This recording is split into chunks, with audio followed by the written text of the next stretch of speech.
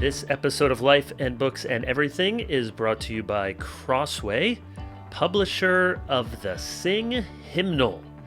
This is being put out by Crossway and compiled by Keith and Kristen Getty, who have pulled together a collection of nearly 500 hymns that you can use in your home alongside the family Bible. Others may want to use it in corporate worship. There are classic and contemporary hymns, liturgical readings, plus psalms paired with popular hymns. There's some stories about hymns and prayers.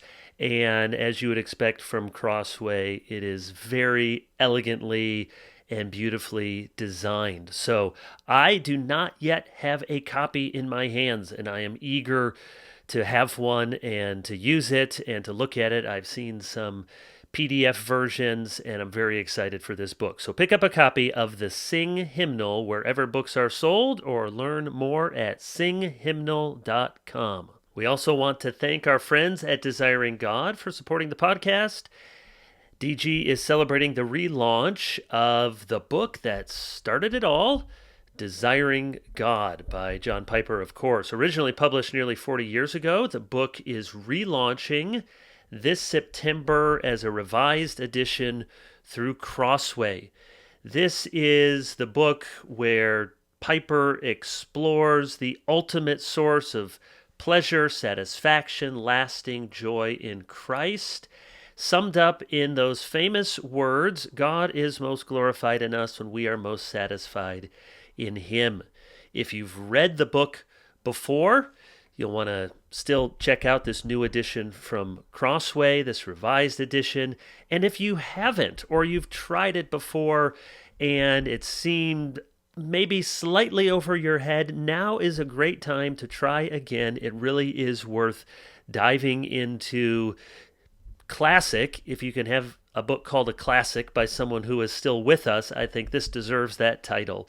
To supplement the book launch, the team at DG has created a free content journey called Desiring God in the Dark, which explores the topic of joy through suffering. You can sign up for this email series at desiringgod.org/dark, and it will help you learn how God provides joy, even in very difficult circumstances. Greetings and salutations. Welcome back to Life and Books and Everything. Kevin DeYoung, Senior Pastor at Christ Covenant Church in Matthews, North Carolina. Just a stone's throw, almost a literal stone's throw if you were a good stone thrower, from Charlotte. And I am joined by my somewhat special guest, familiar, special in each of our hearts, Justin Taylor, Collin, Hansen. LBE has been off for the summer, but we are back, and as has been the custom, start off with a bang, maybe a whimper. We'll see how this goes. Justin and Collin, welcome back to the program. Thank you. We feel very special.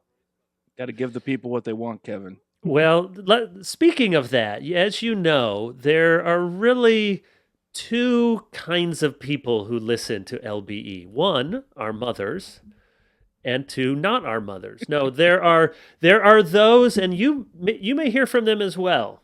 There are those who say, well, thanks for LBE, I like it, and when you guys talk about college football, when you do your banter, I just keep hitting the skip 30 seconds button on the podcast. And if that's you, you're not listening to this right now. You're already gone. You're out to the content. And then, believe it or not, there are some people who say, I love to just hear the three of you talk about nothing. I don't understand, are interested in football, but hearing three friends talk is an encouragement. So for you few people out there, we are grateful. Here's my question as we get started. So we came off the summer. You can talk about what you did this summer, but I'm also interested. Fall? Are you a fall guy? That sounds like a show. Do you love the fall, Justin? What's your mindset as everything gets started again?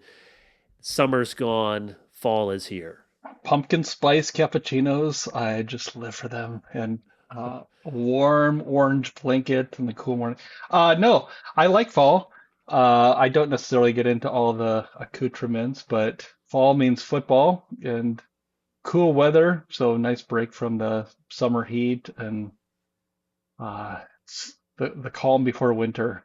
Jim Gaffigan had that line, "Fall's my favorite day of the year." Which sometimes it feels like that, like just all heat and then it's snow and you get fall for a very short time. But other than having a yard that uh, has an enormous amount of leaves, it's just nonstop, constant.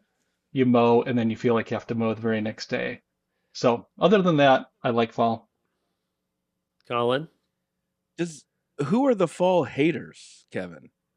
I mean, are there people out there who don't like it because maybe they think, well, that just means winter's coming? What's the story Well, here? my wife likes fall. She's very nice. She likes all four seasons. But there are people like her. She always feels a lot of sadness that summer is Yeah. over. Summer's over. Our vacation's over. We gotta get to bed on time and get up on time. I have that regret, but also mitigated by it is a kindness that in Providence that football starts. So when football starts, there's a set.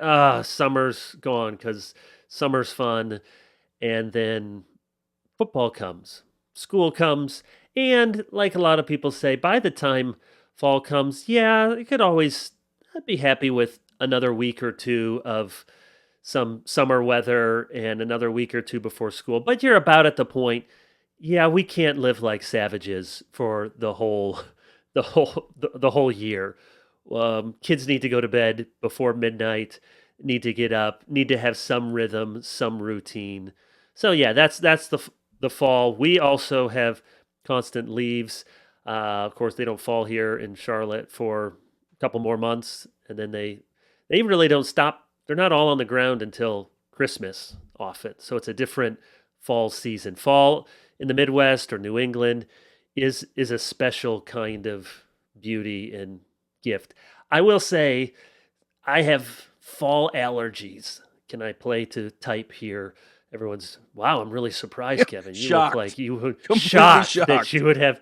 So it seems to get worse every year. I've tried different things. They just marginally help. That now it starts in August, and was one good thing about being up north. Things just all die a little bit quicker and sooner. So I do feel like August, September, October, November, it's at least that many months of just constantly going through half a box of tissues every day and eyes watering and never knowing what I'm going to sound like or how I'm going to feel when I have to get up to preach. So, yeah, that's what I don't like about the fall. The other part of fall that is the dynamic that we have to bring back to football is that this is the time of year where hope springs eternal, and every fan thinks this could be the year. We could at least get to the playoffs, and I don't but think that. I don't if think you're not in Michigan Michigan State. State, but most of us think, what if we just run the table? What if we just start winning and we never stop? Maybe the Northwestern fans don't think that either, but the There's Nebraska something fans fans, do. special about Nebraska fans, i.e., delusional about Nebraska fans. we have won the Some off season every year for 10 years in a row. But this somebody year feels used the different. somebody used the phrase Nebraska, quote, a dark horse college football playoff team. That's a very dark horse. I can't see it. It's so dark. Oh, Joe Clapp thinks that. Yeah, well, I do love Joel Klatt, but that does mhm. seem pretty dark. That's a midnight horse. Okay, we're gonna clip this. Have your team there, Kevin. Clip that I quote, will. and Happy. we'll come back to it in a couple months. See where we're at. I will. I have many special Nebraska fans in my life. You being one of them. Be happy to see Nebraska do exceptionally well. It would be an exception. It would be. That's true. I'll own that. All right. Colin, anything else you want to give us coming out of your summer into the fall? Well, it does change a lot depending on what region you're in, because I would, of course, look forward to fall because it means we only have 1.5 more months of searing, miserable heat before we finally get to a little bit of cooler weather. So I don't have I mean, September's like, I'm going to a football game and I'll probably pass out from heat stroke month. And then October is, I hope on Halloween I'm not sweating through, or my kids are not sweating through their costumes that were obviously made for somebody in Iowa. It's a different dynamic in there. But yeah, how could you not look forward to football and to crushing constant disappointment? That's fall. It just fits as the transition into winter comes and your hopes die along with all the foliage. So I always thought you've been in a unique position as a Northwestern fan and an Alabama fan. Every week you're half miserable, half elated. it's quite a dynamic. I think when I'm probably the only person at the Alabama game who is watching on my phone the Northwestern game. And guaranteed. But the crazy thing is I really have to adjust the way I'm actually watching the game, because it's like watching the people in slow motion in the one game versus the full speed version in the other. But still oddly emotional in both of them. Oddly and utterly irrationally emotional. So fall. I can't wait. Aren't they getting a new stadium? I mean, not just a new stadium, $850 million stadium, which is 4 times more expensive than the next most expensive stadium built in history for college football. So that's going to be, and their opening game, I'm going to give you guys a guess. Who do you think Northwestern is going to open their new $850 million stadium to play against? Elkhorn State. Well, that's a good guess. Not correct. Justin, what's your guess? McNeese State. Okay, I have a sense of theme here. The correct answer is the Jackrabbits of South Dakota State University. Right. That's what. So I will existential crisis. A complete family meltdown. So I also have the responsibility and obligation to secure many, many, many seats to the opening of the new Ryan Field next year. So, oh boy, that's going to be a doozy. Collin, you'll be glad to know there's someone in my RTS class that just started last week who's from South Dakota. I think he's way up in the northwest corner. But just the two of us in front of the whole class, were able to have a nice conversation as everyone listened in. And I said with a straight face, have you been to the Corn Palace? And there was a student there who's from Germany. What is the Corn Palace? So that was a fun time. And then also we could talk about the Enchanted Doll Museum. So we were selling hard on South Dakota. I think we just initiated a church planting movement. The northwest corner of South Dakota, that's no joke either. Yeah. That's some serious stuff. I drive 50 miles to school each way kind of stuff in that corner. Yeah, since I've been 13, I've been driving myself. Since I've been 13, I often have to have a town friend to stay overnight with because it snows for 8 weeks, and and I won't be able to get home. Yeah, that's serious stuff right there. And the Enchanted Doll Museum, it truly is a land of infinite variety. Well, yeah, I mean, who among us wouldn't want a whole room full of dolls, and enchanted even better? Haunted, enchanted, what's the difference? Yeah, just semantics. Right. Justin, most people are probably listening to this, if they happen to be watching, you look like half the man you used to be, Justin. So what's been going on? Congratulations, good job. And for everybody out there, I said, Justin, is okay if I ask you about this? I'm not being a rude friend, but you look great. You've been working out. What have you been doing to lose so much weight? Yeah, it's only rude when you say like, "Hey, look like you've gained about 20." So, yeah, I've been working at it since February and had a lot to lose. And by God's grace, I've been able to stick with a pretty strict regimen. And we could spend the rest of the time me going into details. You probably don't But is want it me to true do that, you but used AI? I did, yeah. So I was AI using just does the workout for you? How does that? AI does everything. You just sit there and just like, I'm going to take a nap and let AI do all this. But no, one thing that I found with Chat GPT, and I guess I use Grok for a little bit, is, it's not perfect, it's not infallible, but if you basically tell it, here are the people I respect, make them kind of a team of advisors. What would they say? Here are my goals. And I found that that's actually been pretty reliable because then they're able to draw not just on everything that's out there, but on kind of a specific philosophy or mindset. And so that's that's been helpful. I basically created a team of experts that I tend to listen to and follow and respect their work, and had it build me a program. And the baseline is called PSMF, protein sparing modified fast, which is what I guess in the 70s, if you go to the doctor and say, like, I'm obese, I need to lose weight, they'd say, well, this is what you need to do. So that's what I've been doing. So is And it mostly by input or output? Meaning, have you been mostly just monitoring what you eat, or is it mostly you're just hitting the weights and going to the gym? yeah, both. And I think I read somewhere that it's basically an 80-20 proposition between nutrition and exercise. I mean, if you want to go burn 100 calories at the gym, it's going to take you a little bit of time on the exercise bike to lose 100 calories. Or if you just don't eat half a donut, you can save 100 calories. Right. So I think it's easier to adjust the nutrition if you can stick with that. And but yeah, it's really prioritizing lean meats, and that's my primary diet right now since February. Justin Taylor, we have the lean meats. It could be your tagline. Yeah, Kev V. Maybe a book. Yep. See if you can find a Are you publisher. I'm working on. are you one of the last people who is doing all this work the old-fashioned way and not through one of the many, like, what is it, 25, 30, 40% of Americans are using the weight loss drugs now? Yeah. I didn't mention I've been doing Ozempic every day for Oh, multiple that times a too. day too. That as well.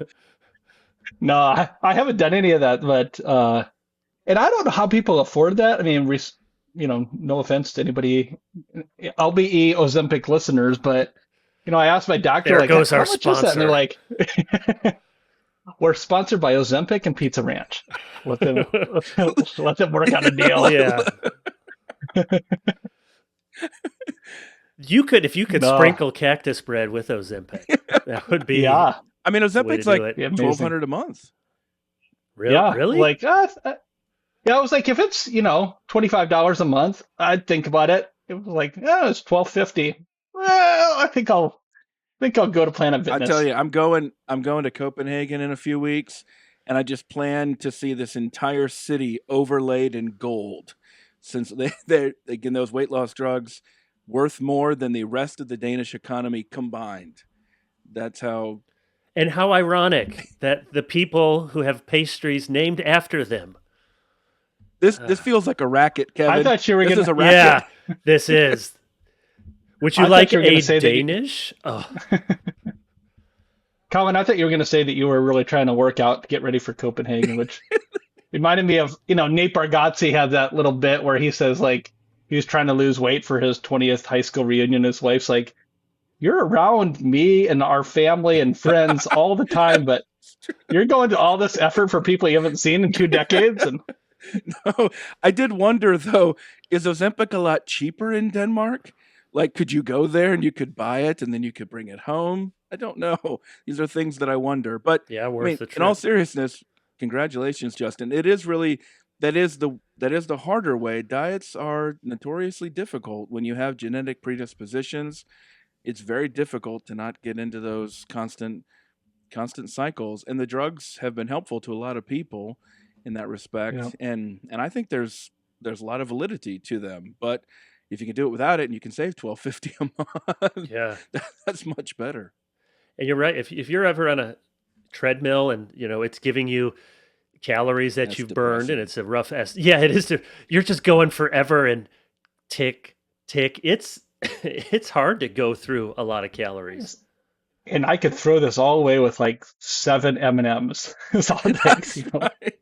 I That's remember so back when true. I was doing more triathlon, and I'm no expert, just a weekend warrior, as it were. But I read all these books, and they're geared for middle-aged people and amateurs who are trying to be the best they can be. And all of these, I mean, you can spend a ton of money. All of this equipment, all of these sensors and power meters, and I have some of that, and what you can do on a bike to just get your aero design and get the carbon wheels and everything to just lose a few grams here or there. And the whole book did this. And then it gets to the end and it said, for 99% of you reading this book, this is all a tremendous waste of money because you are spending thousands of dollars to shave off half a pound and just don't eat the Big Mac. Almost everybody reading this book, it'd be a whole lot less money to lose 5 pounds than hundreds and thousands of dollars. So, yeah, good. Don't need to buy too many more of those books, and I'll just stop riding my bike anyways. All right, here we are. Life and books and everything. Books. We in that. We often save that for the end, but let's start with books. Justin, what did you read slash listen to book wise over the summer? Yeah, I kind of have been on a Ron Chernow kick. I have never actually read a Ron Chernow book, though I have seen them all. This great new writer, Ron Yeah, Chernow. You may never right. have heard of him. Like Yeah. he's an up and comer in the biography world. Well, and they're so long that they're intimidating to read. Like Oh yeah. I just basically guaranteed I'm going to pick this up, read two chapters, like it, but not like it enough to invest that amount of time. So I basically have spent almost all my gym time with Bible plus Chernow. So prior to the Chernow kick, I listened to Alan Gelzo's Redeemer President, which we've talked about many times. I had read quite a bit of it in print, but listened to that, and then Does he read uh, it? no, Oh, that would be good. yeah, it would I'm be good. listening to another book. I won't mention which it is on Lincoln and the assassination. And the author reads it like, you probably should have gotten a professional narrator. Yeah, Um, but Alan Gelzo would be better than Oh, virtually any yeah. professional legend. narrator. Yeah. So then I went from that to Chernow on Grant, and then I've seen online most of Hamilton the musical, but obviously if I haven't read any Chernow books, I haven't read any of Hamilton and listened to all of Hamilton, and now I'm listening to Washington, and I understand why Chernow's popular and why he can get the masses to read pages, books that are over 1,000 pages. He's very good as a historian, and he's very good as a writer, and keeps the narrative moving, even though there's these massive biographies. So I'm enjoying that, and to I guess have maybe 15 or 18 hours left of Washington, which means I've listened to quite a bit of it so far. So Oh, those are that's some of my bigger reads. Justin, does he have a whole team of people working on this stuff? How does he even pull these things off? I don't think so. I think the secret is that it's all he does. yeah. Because I mean, he said, I've read, you know, 60 volumes carefully of every letter and everything from um, from Washington, from Hamilton. So I think if that's all you do, 24, not 24 hours a day, but if that's your full-time job, you can be quite productive. But most of us can't make that happen. So he's got the new big Mark Twain one out, and I don't know if I'll ever get to that, but I know. yeah, Yeah, and I'm tempted by that Mark Twain one too. yeah, and Twain and Grant had an interesting relationship with Twain, trying to help Grant publish his memoirs and kind of serving as a literary agent, which is interesting. I had no idea about that. Yeah. Now, Grant wrote at the end of his life basically because he had no money, right? He lost all his money in Yeah, I bad mean, investments. yeah, he was not a great financial. He was kind of naive and duplicitous, and got kind of tricked by somebody he trusted. And yeah, so he was writing it. I think he had a $10,000 advance, and the publisher thought they were going to sell a few thousand copies, and it became a literary success. I mean, I think it's widely considered the best presidential memoirs. And of course, since then, I think it's just presidents, ex-presidents sitting down with writers and telling them stories and letting them actually craft the words. So, and he was dying as he wrote it too. So Cancer or he only something had like that. I mean, it's some yeah. terminal illness. Yeah. I guess if you smoke cigars like 20 a day, that's Yeah. not good for your lungs. So, Even Yeah. in even in the 19th century, I think they knew Yeah, that. they still But weren't. yeah, still. they were like, maybe cut that in half. I was driving through the Bojangles drive-through recently. I can't eat anything from there, although if I could eat gluten, I could get into some Bojangles. But my kids like Bojangles. There are lots of them down here in Charlotte, and at the drive-through, and I've had some interesting Bojangles experiences before. I've gone through the drive-through before and say, well, they close at 8 and it's like 7:15. So I'd like a box of chicken. Hold on a second. We're we're out of chicken. How can you That's Bojangles. You can't be out of chicken. But they were doing fine and pulled up to the drive-through. Gen Zers, very much a Bojangles kind of ambiance. And I hear these two who are in the window, and they're talking. The girl says to the young guy, "Have you seen Hamilton the musical?" It's like, I don't know. I don't need to see that. She said, "You have to see. You've never seen Hamilton." So I'm just sort of listening in, and they go back and forth. And he just says, "I'm not into the musicals." He says, "How? Well, it doesn't matter. You got to see Hamilton." And finally, he just says in exasperation, "The only musical I think is worth seeing is The Sound of Music." So I leaned over into the window and I said, "Now that's a smart man right there." He said, "Am I right? Am I right? That's right. You see this customer right here, Sound of Music. We don't need to watch Hamilton." So no offense to the Hamilton. I know lots of people like it. I thought you were going to say that he said, I'd only want to see one on Witherspoon or something. Yeah, well, that goes without saying. Collin, what did you read this summer? So this feels like it's really up the alley of life and books and everything. But the Why We Love Football and Why We Love Baseball books by Joe Posnanski.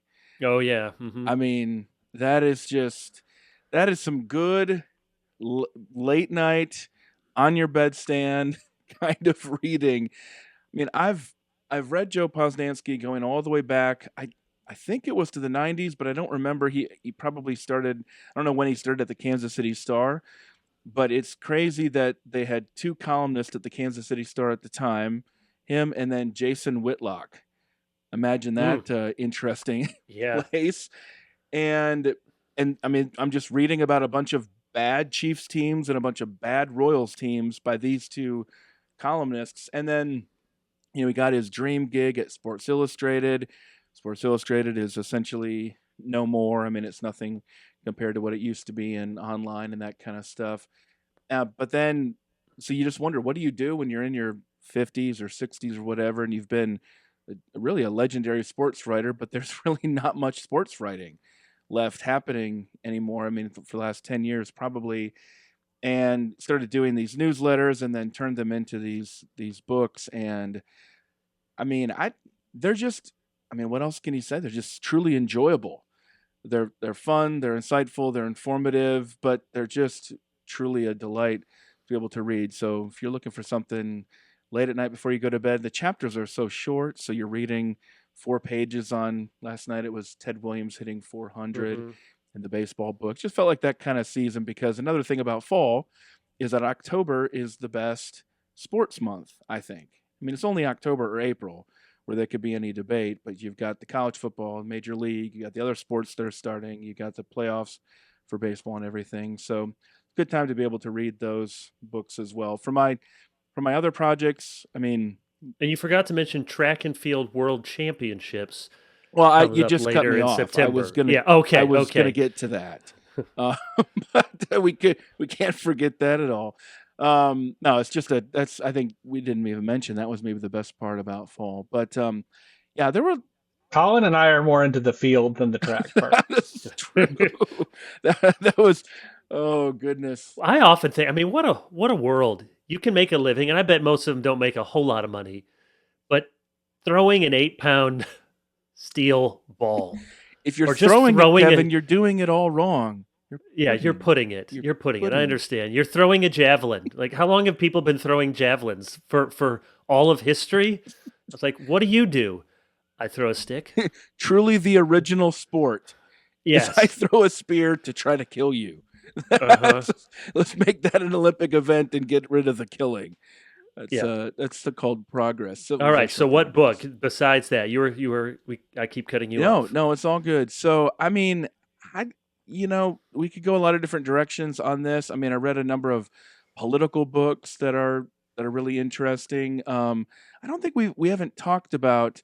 This is a whole different conversation to have. We never talked about the book "We Have Never Been Woke," have we? If not, we might have I to. don't even know that book. Okay, so that's by a Or are scout. you just claiming that for the three of No, us? We have that's never been also woke. true. No, Musa Al-Gharbi. It's a university press book. Can't think it's Princeton University Press. What I'm noticing is we don't need to get into all this, but what I'm noticing is a really significant pushback on the left from a lot of economic left wing or even Marxist type scholars. And so the whole argument there is that the woke phenomenon is elite overproduction. When there's an economic collapse, 2007, 2008, then the next thing that happens is you have this creative class of white collar information workers. They end up inventing a whole new system of shibboleths to be able to police their ranks and to keep other people out, to preserve their leadership positions and their economic standpoint, positions, to oppress everybody else, but they don't actually achieve material gains for the people that they claim to speak for. So that's the basic argument of this. So So who's the we? say what? Who's the we in the title? Just Oh, so he's essentially, so he's writing as an academic in an academic university press book he's essentially saying if you look back on the last 15 years of this great awakening, it's never actually been about anything that it purports to be about. It's okay. about elite overproduction and consolidation of the creative classes and their suppression of other people trying to enter their ranks. So is he a Marxist, or is he just using? I'm not saying just because that's not necessarily Marxist, but it would be a kind of Marxist way to view Yeah. class economics. Not saying that's the exclusive Yeah. domain of Marxist interpretation, but Yeah, I don't know exactly I don't want to put the label necessarily without a lot of information, but from what I see from him, it's actually very similar to Yasha Monk's book, The Identity Hmm. Trap. Very similar dynamics in both of those books. And so, but yeah, the basic point I think anybody can grab on, and they can see that the left used to be about economic progress for all people.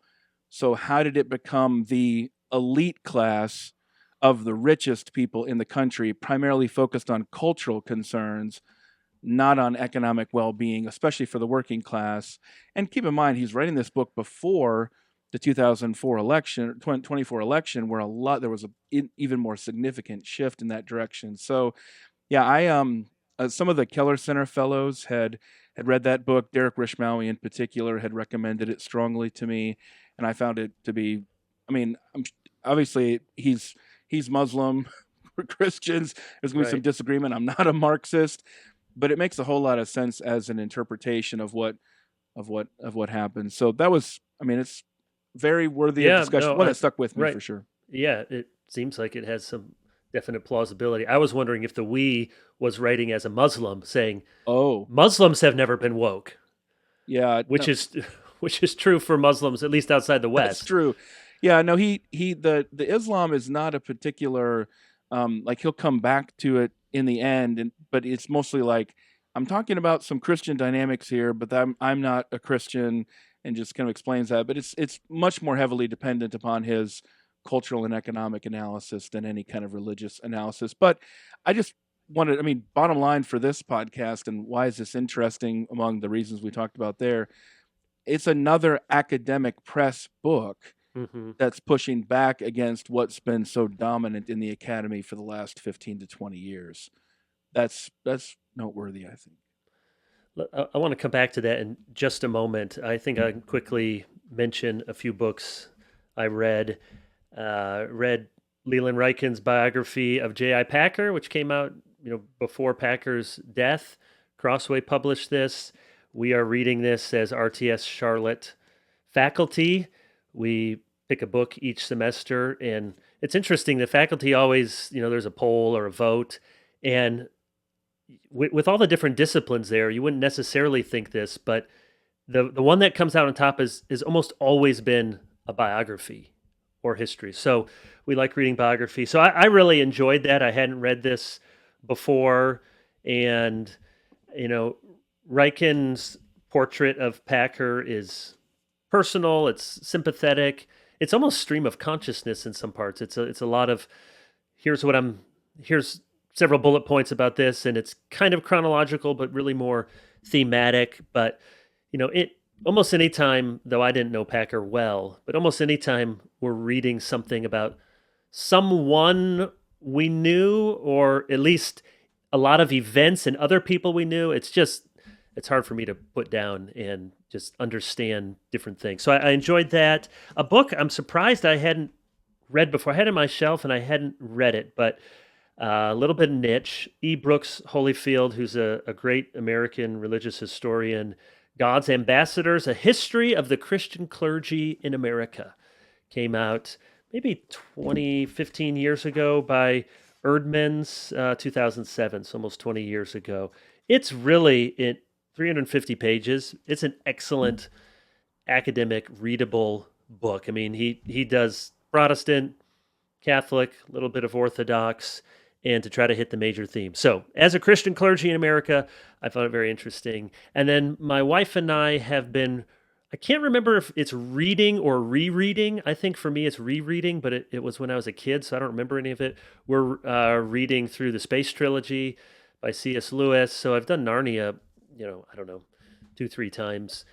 But yeah, I don't remember anything in the Space Trilogy. So read Paralandra this summer, and there are parts of it that thought, this is a little, I don't need any more descriptions of the trees and what the atmosphere smelled like.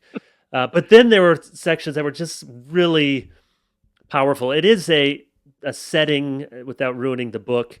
It's on Venus, and it's the hero Ransom. You can hear his name there, who's there trying to prevent a second fall, a fall in this world like the one we had in our world. It's philosophical, theological. If you're used to Narnia, which he wrote later, there's in more of a kid's book, there's much more action and things are just happening. These are a bit more philosophical. So now I'm in That Hideous Strength, which most friends I have say that's the best of the three. It's twice as long as the other ones. But been enjoying that. I would think, Kevin, if you have read That Hideous Strength before, you would remember that.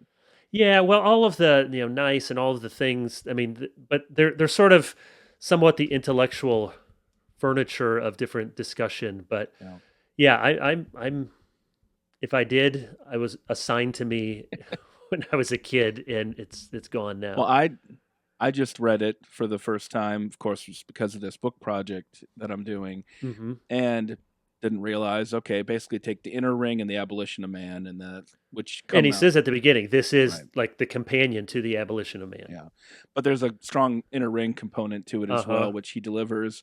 But this is what has struck me in this writing project that I'm doing, and it's always with this stuff, I think, because I'm pretty late to arrive with Lewis. I wasn't reading him I did read Narnia, but I wasn't reading this a lot when in my teens and 20s and whatnot. But do you know which month that book came out, Kevin? Didn't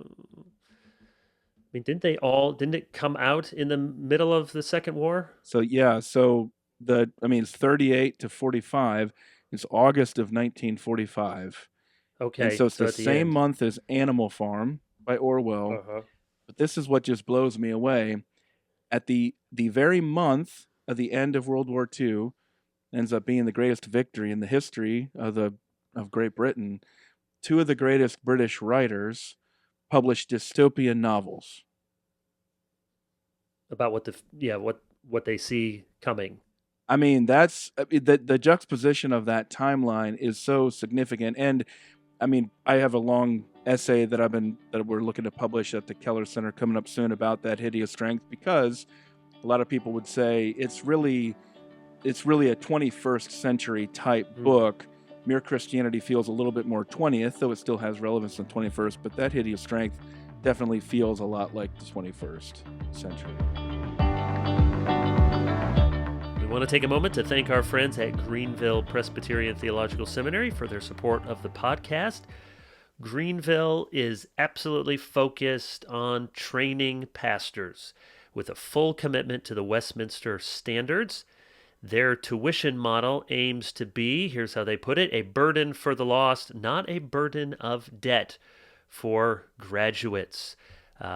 Thankful for Greenville and their support of the podcast. Jonathan Master is a good friend of mine.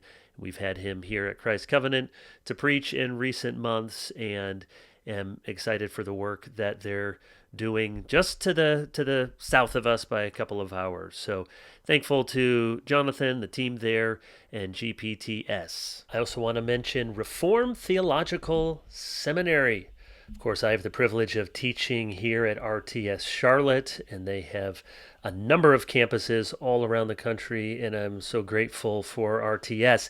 If you are thinking about seminary and you want to study God's Word more in depth, maybe you know what you're preparing for, or maybe you aren't sure what the end goal is, but you're wondering about seminary, and yet you think timing, finances, family, how could any of this work? Those are really good questions. Lots of people ask them when they think about seminary.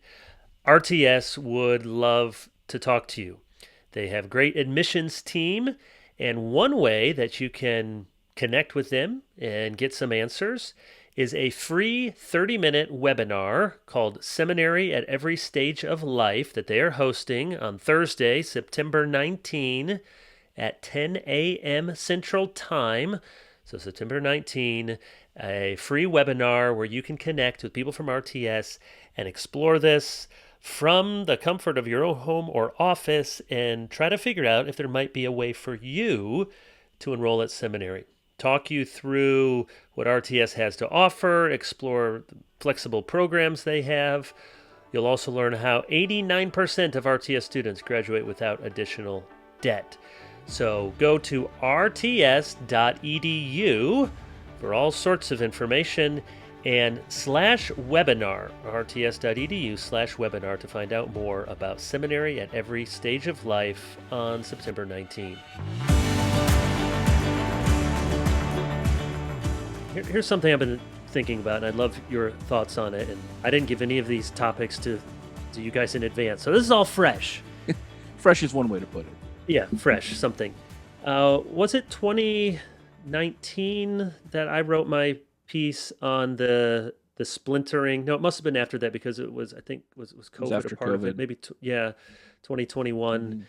The splintering of Reformed evangelicalism and I did the 4 groups, and then others had similar analysis and had 6 groups, and so the numbers could get confusing. But at least in our little tribe, March 21.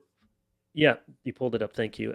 Have referred to some of that. Contrite, team compassion, team clarity, team courage were the 4 terms I gave. And I intentionally tried to give terms that were positive. I've since said, hey, if people want to look, they can see that, I'm really there as a 3, hence clearly reformed. I mean, that's without negating truths that are in the other 3 buckets.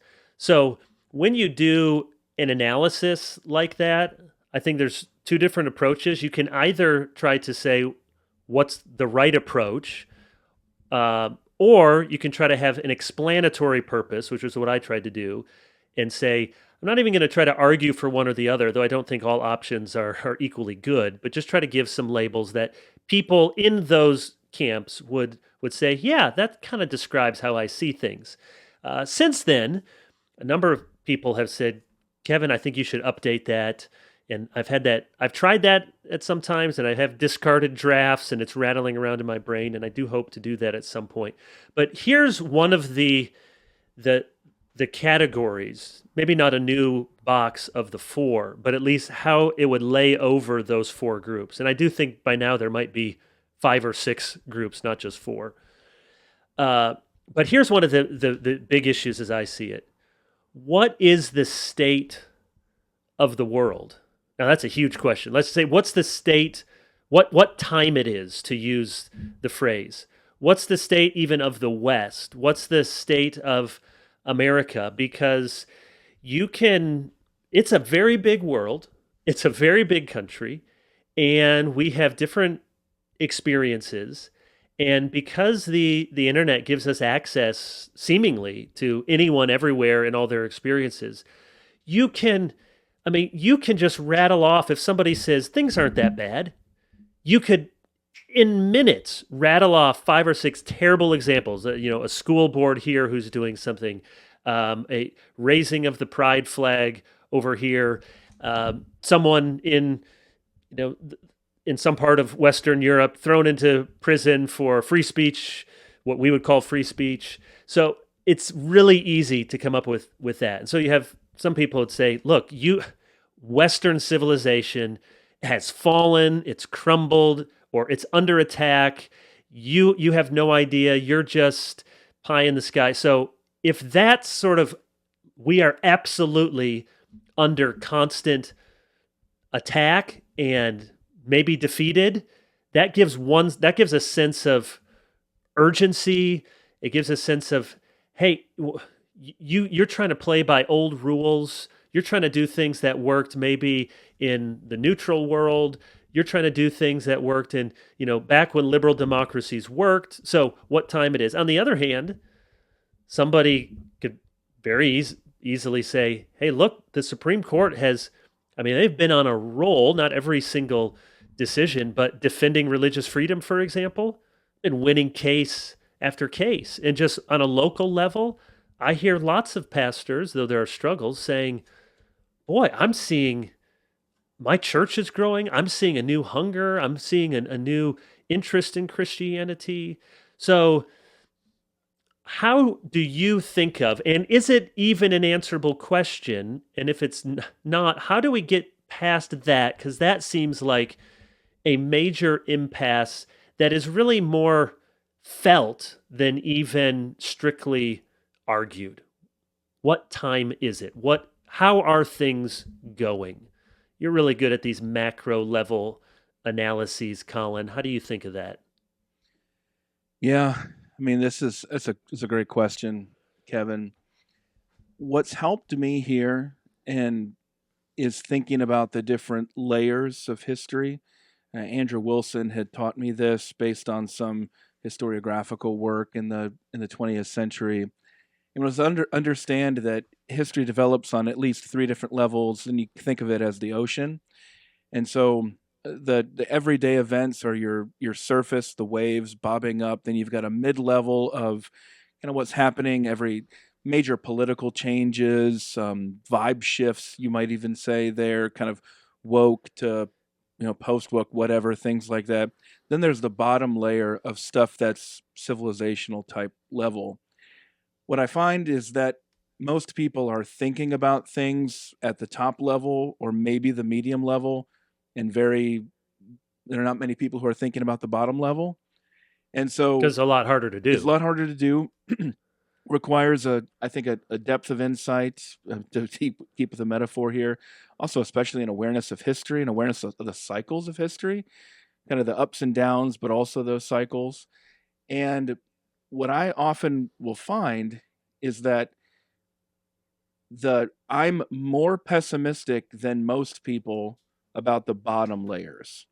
So when it comes to what's happening in Western civilization, the underpinnings, and this is what's interesting, if I want to borrow here from Tim Keller, a lot of people would associate him with being fairly positive about engagement.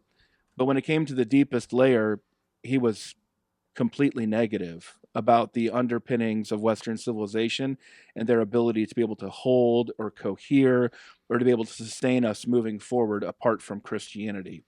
So I would share that basic perspective that I'm probably a lot more negative than a lot of people are. And by the way, the work that I'm doing right now, the stuff on Lewis, the stuff on Churchill, is exactly trying to sort through that question of where are we in terms of the civilizational crisis. At the same time, I think that where we fixate a lot on the this is what's happening with this school board, or this is what's happening over here with this pride flag, or this, the Supreme Court decisions I think are a bigger deal. I think I would put those at the middle level, but I think we're too prone on the top level to see things as, I mean, those are really ephemeral type things. And Kevin, I'm in a similar situation to you. There's always bad stuff to find on the internet, but the churches in my community can't find enough space to fit all the 20 somethings in their churches. Like we have a church building crisis.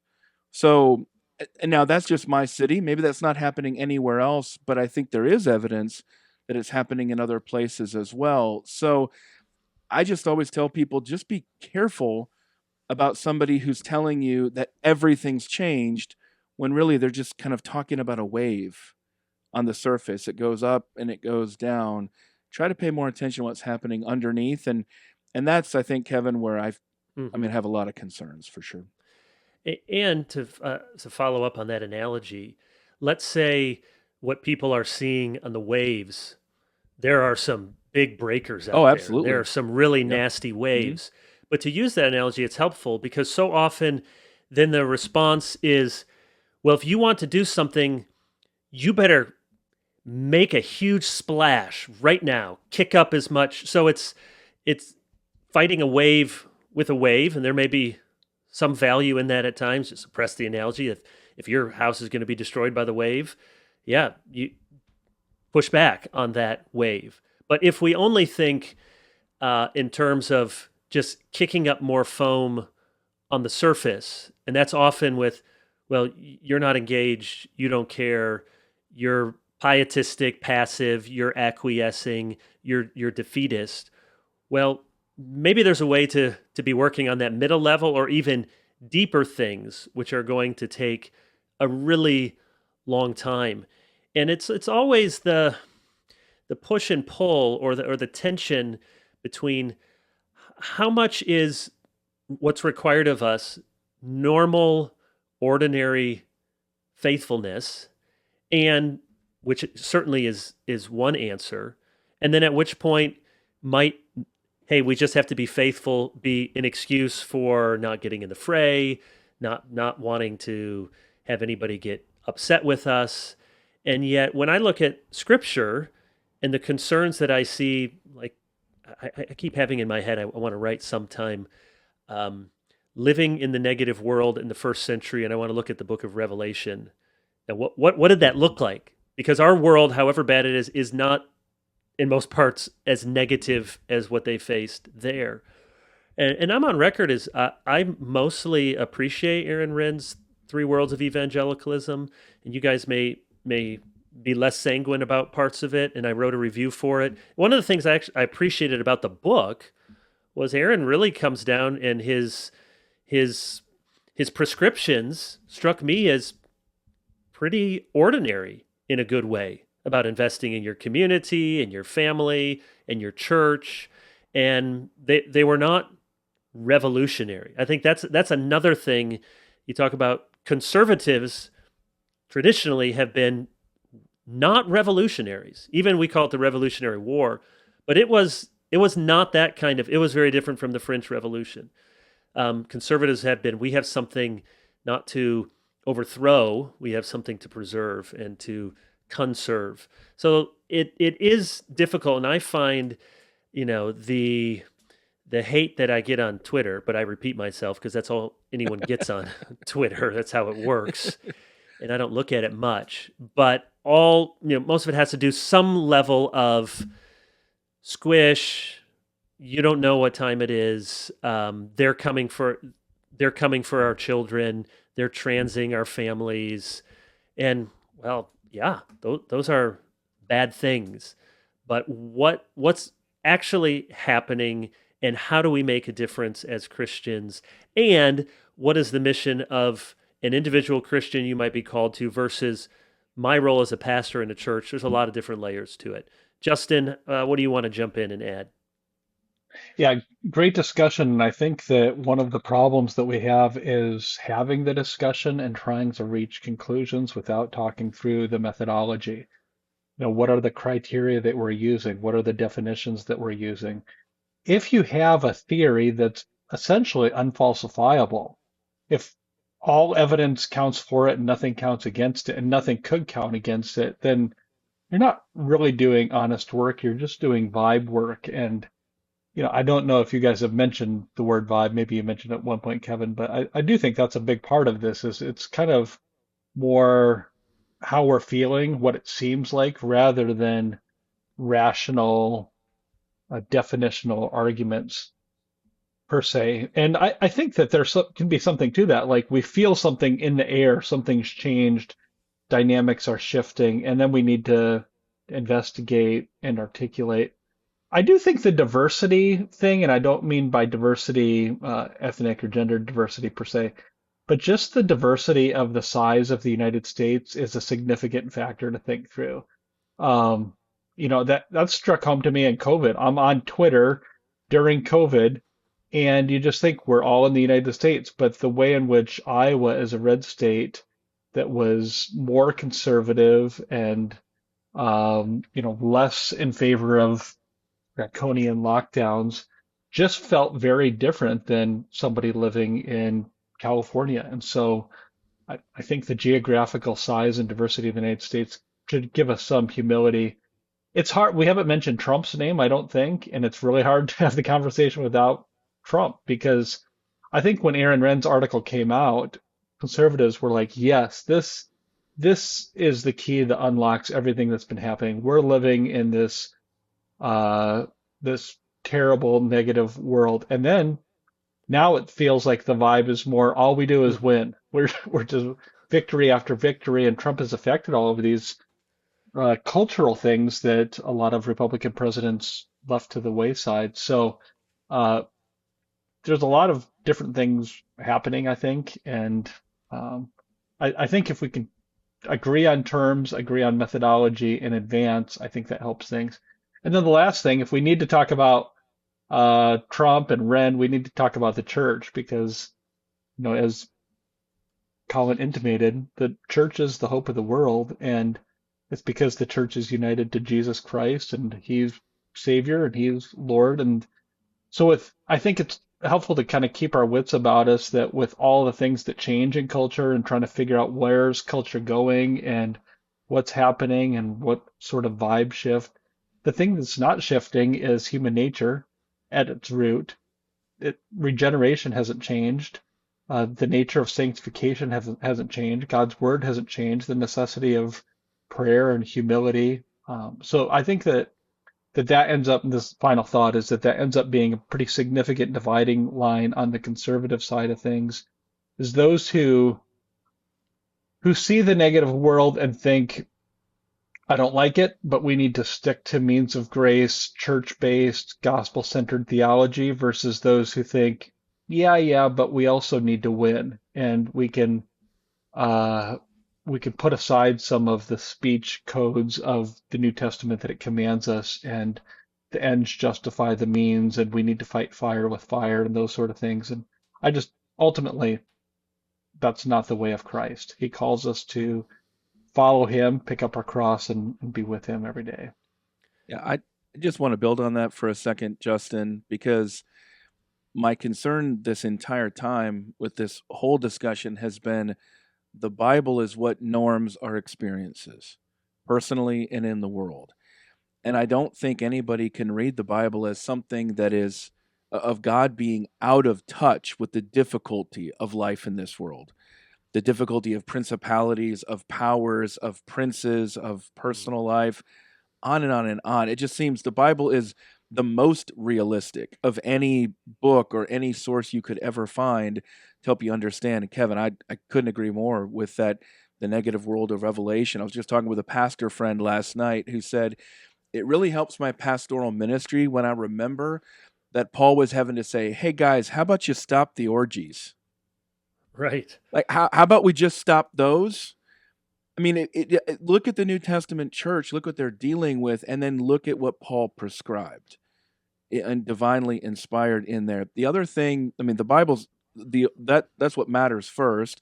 And of course, you look at a deep understanding of history, and a broad understanding of history also gives you a lot of context to not overreact, I think, to some of the things that are happening again at these top two levels of history. But the last thing to mention, I've come to describe myself in my politics. I often describe myself as a localist, but another term that I use, and of course, Kevin, well, you guys will both recognize this, but anti-revolutionary.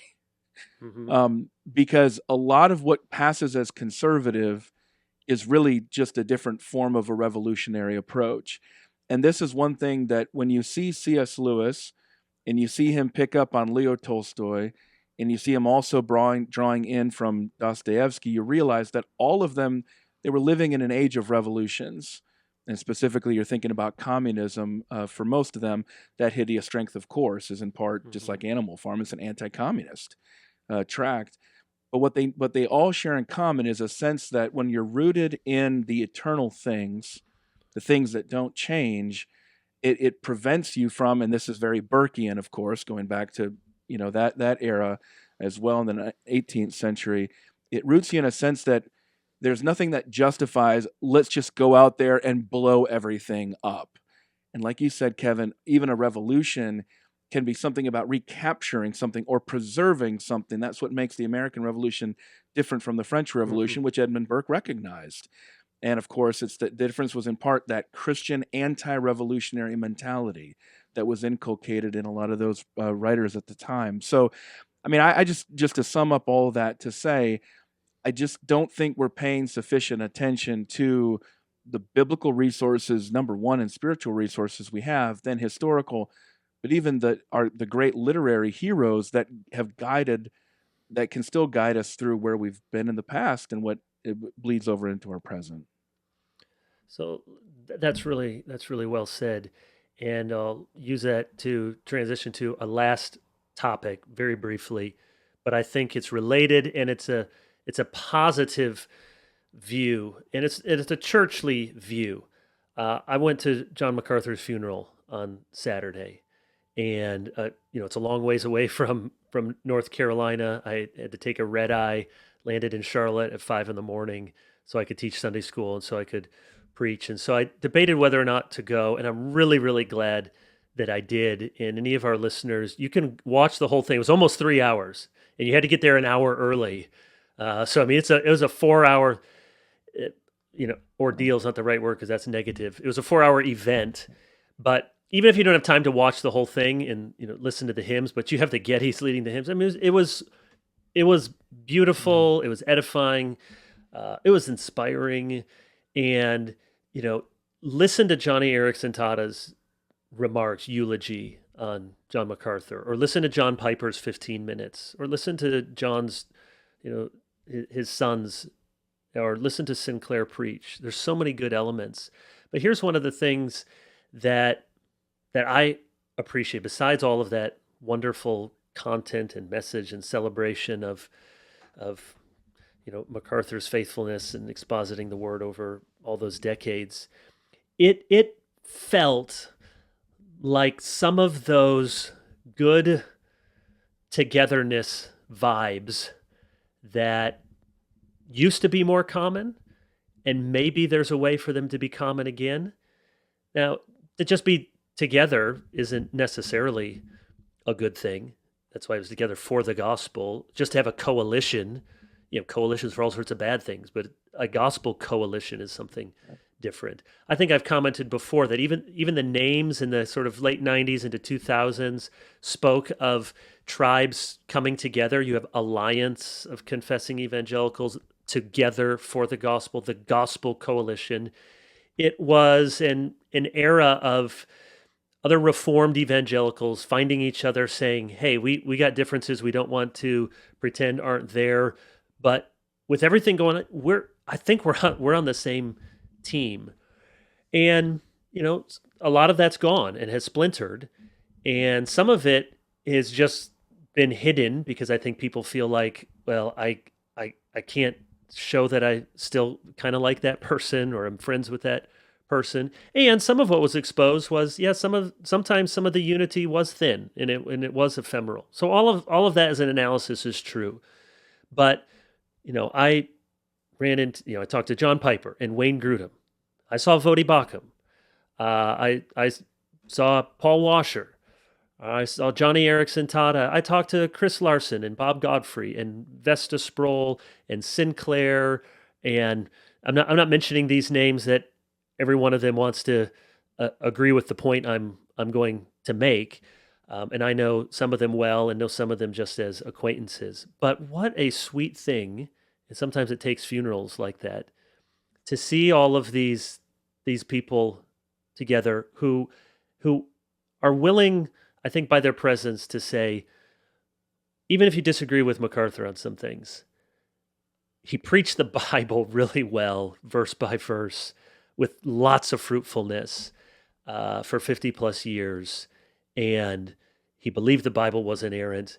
He believed all the essentials of Christianity and evangelical faith. And that's the team that we're on. Important differences for sure. So that alone would have been worth the trip. And I could mention saw Alistair Begg and dozens of other people that I saw and had a conversation with, short or long. So my final question to you guys is it only funerals as some of these giants pass by? Is it only funerals that will allow that? Is there what would it take in a right way, not just a feel good, paper thin, but in a right way? Will some of the tribes come back together? There'll be a realignment, no doubt, but is that possible? What would it take? What would it look like?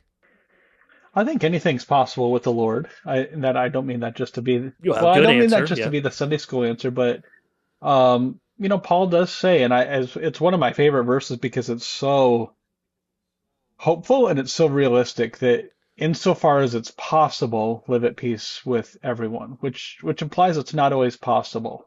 There are sometimes times when we might be willing and others aren't willing to reciprocate, but it is aspirational and it should be something I think that we think about and something that we should, within our power, do what we can to make happen.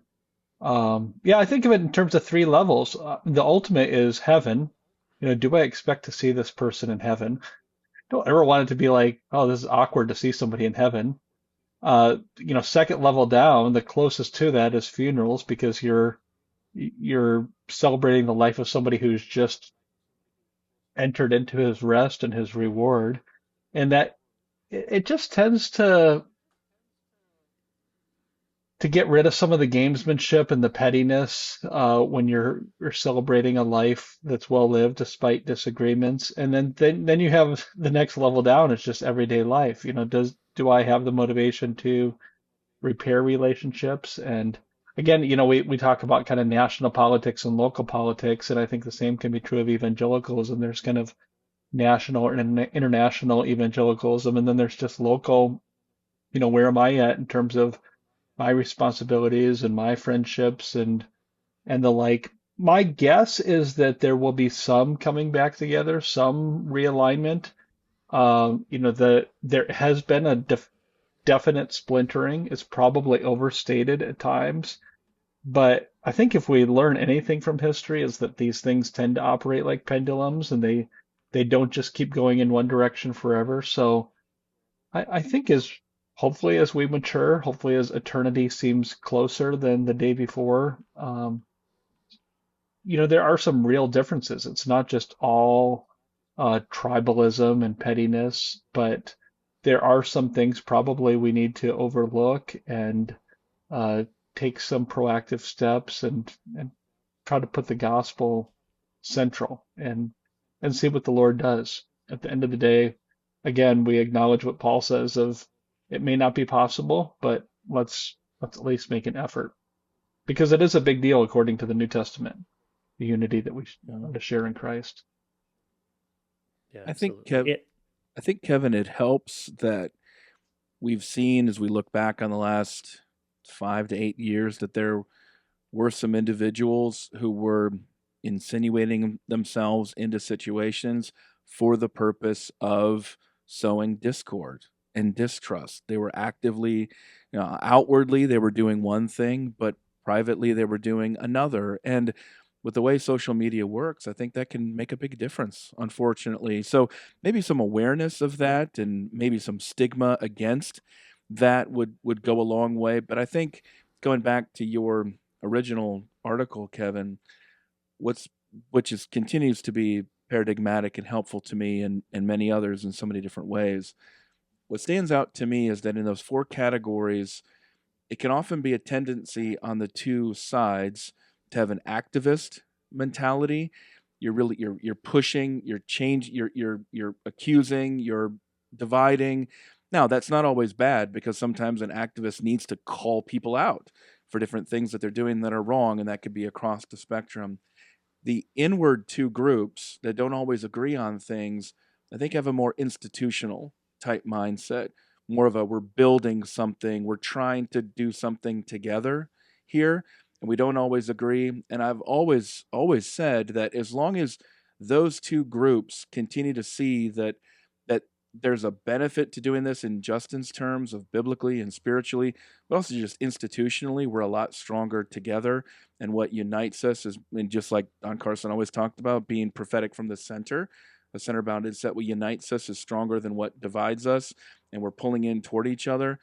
I do think that what I've seen is some of the activist mentality remains there and it remains significant, but and it's appealing for the same reasons that I just pointed out in the previous conversation. It has a revolutionary feel to it. It has a sense of I'm changing everything. The old stuff is gone. It doesn't work anymore. The new stuff is here. That's what I mean when I say an anti-revolutionary perspective. It's very intoxicating, Mm-hmm. but and it can be very powerful in good ways, but ultimately it tends to be very destructive. So I think, Kevin, that unity is very much possible. The coming together is possible around people of goodwill and good faith who don't have to agree on everything, but recognize that we're building something together institutionally, both individually, in our churches. Ultimately, that's what God calls us to, but hopefully even more broadly than that, as we've seen in this last generation. Yeah, very good. I'll just add this as the final word. You mentioned Don Carson, one of his famous lines. He said, "My students don't learn what I teach them; they Right. learn what I'm passionate Which you about, what I'm excited emphasize. about." Or we might say, "Yeah, what I emphasize, or what we celebrate."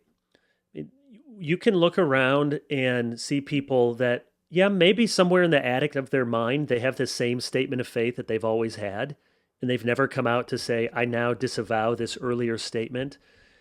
And yet, that does not seem, at least from what you can see from a public platform, does not seem what animates them, what gets them excited, what gets them up in the morning. The people that bother them are the people that actually stand for those things that they say they believe in. So we can't control how people will want to define us, but we do have control over what we want to put out there and what, at least to those closest and fairest to us, what we can be known for. And it is, yeah, we're going to do lots of different things, but it's hard to be known for six different pursuits. So are you I mean, so MacArthur, he wasn't shy about, he made all sorts of statements. He had opinions about yoga, and he withstood, stood his ground on masking and things. So it wasn't, no one accused MacArthur of not entering the fray. Uh, and yet you can fairly say, if anybody, what was MacArthur about? He was preaching the Bible and verse by verse. And that's what he did. And I think part of the, if there is going to be a right gospel kind of togetherness, is to say, well, what do I really want? What do I want to talk about? What am I most passionate about. And I do think, although there were unhealthy things and some things that fell apart, I think at its best, in the resurgence moments, it was a lot of people saying, I want to talk about the doctrines of grace and the inerrancy of the scriptures and the glory of God and the lostness of people without Christ and the need for evangelism and missions and, yes, and local churches and expositional preaching. And if that's what you're about, and that's what you want to talk about, and that's what you're passionate about, and that's what you see as a need for the world, this classic historic faith, and you want to defend penal substitution and propitiation and inerrancy and the doctrines of grace, that's my team. And I hope that people on that team will celebrate with all the appropriate caveats those who are advancing the mission to that end.